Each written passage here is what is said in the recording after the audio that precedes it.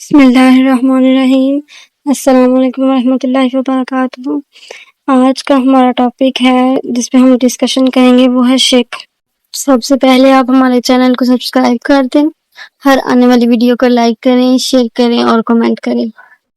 شرک ایک بہت ہی بڑا سینسٹیو ایشو ہے جس کے بارے میں اللہ تعالیٰ نے فرمایا ہے کہ اس گناہ کی معافی بالکل بھی نہیں ہوگی جب تک کہ انسان نے اس کی توبہ نہیں کی۔ حقوق اللہ میں یہ بہت بڑا سب سے بڑا گناہ ہے کہ ہم اللہ تعالیٰ کی ذات میں کسی کو شریک ٹھہرائیں۔ ایک ایسا گناہ ہے، شرک ایک ایسا گناہ ہے کہ اگر زندگی میں انسان سے یہ گناہ ہو گیا ہے اور اس کی موت ہو گئی ہے، توبہ کیے بغیر وہ مر گیا تو وہ جنت میں داخل بالکل بھی نہیں ہوگا۔ یعنی اللہ تعالیٰ نے فرمایا کہ جو گنہگار ہوں گے وہ اپنی سزا بھگت کے، اپنی سزا کاٹ کے پھر جنت میں جائیں گے۔ لیکن شرک ایک ایسا گناہ ہے کہ اگر انسان نے اس کی توبہ نہیں کی تو وہ جنت میں داخل نہیں ہوگا۔ اس کے لیے سب سے پہلے یہ سمجھنا ضروری ہے کہ شرک ہے کیا، شرک کی ڈیفینیشن کیا ہے۔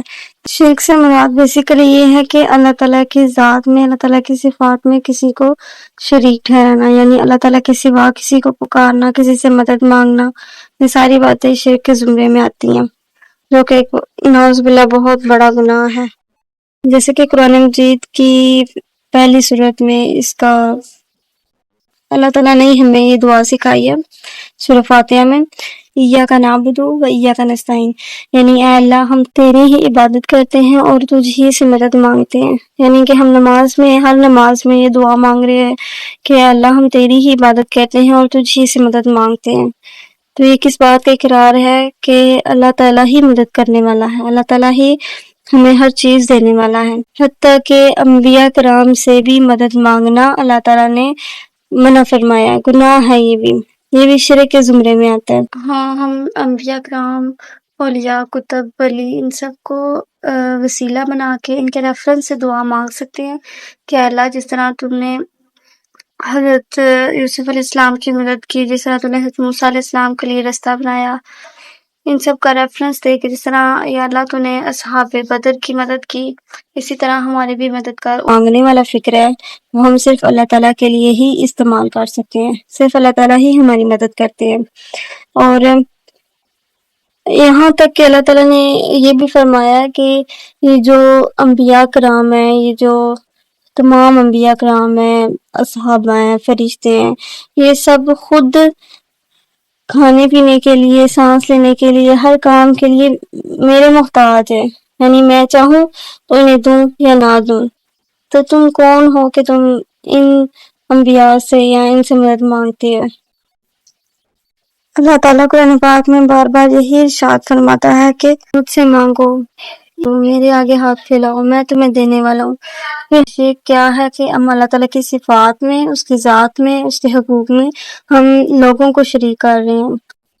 یہ جو عیسائی ہیں یہ حضرت عیسیٰ علیہ السلام کو نعوذ باللہ اللہ تعالیٰ کا بیٹا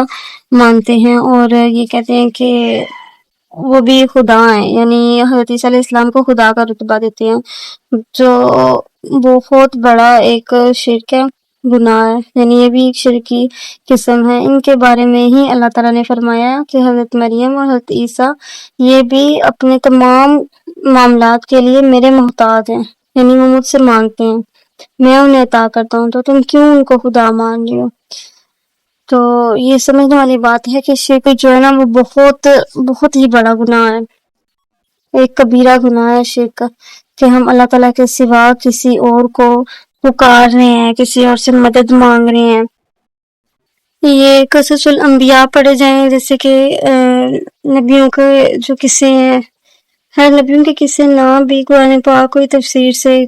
پڑھا جائے، ترجمے سے پڑھا جائے، تو اس میں بھی جو ہے نا حضرت یعقوب علیہ السلام کا قصہ پڑھ لیں، حضرت موسیٰ علیہ السلام کا قصہ پڑھ لیں، تو ان کی قوموں نے جب ان پر کوئی مصیبت، کوئی پریشانی آئی تو انہوں نے یہی کہا کہ اے نبی آپ اپنے اللہ سے دعا کریں، اپنے معبود سے دعا کریں، اپنے اللہ سے دعا کریں کہ وہ ہماری مدد کریں، ہمیں اس پریشانی سے نکالے۔ تو ان چیزوں کو پڑھنا بہت ضروری ہے تاکہ ہمیں ان مسائل کا پتہ چلے کہ یہ شرک کیا ہے اور ہم کن کن چیزوں میں اپنے آپ کو بہت بڑا گنہگار بنا رہے ہیں۔ بہت بڑے گناہ کر رہے ہیں. یعنی کہ ہم نماز پڑھتے ہیں، قرآن پاک پڑھتے ہیں اور ساتھ میں سارے ذکر اذکار وغیرہ سب کچھ کرتے ہیں، اور ہم کہتے ہیں کہ ہم بہت بڑے مسلمان ہیں،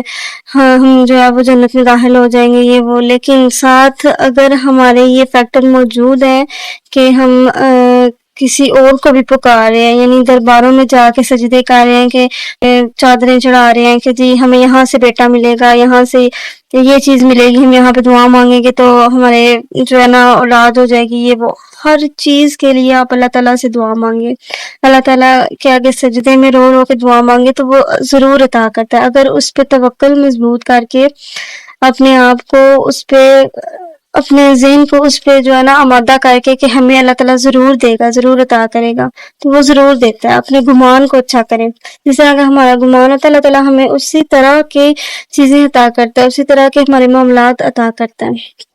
اس لیے کوشش کریں کہ اپنے آپ کو شرک جیسے بڑے گناہوں سے بچائیں،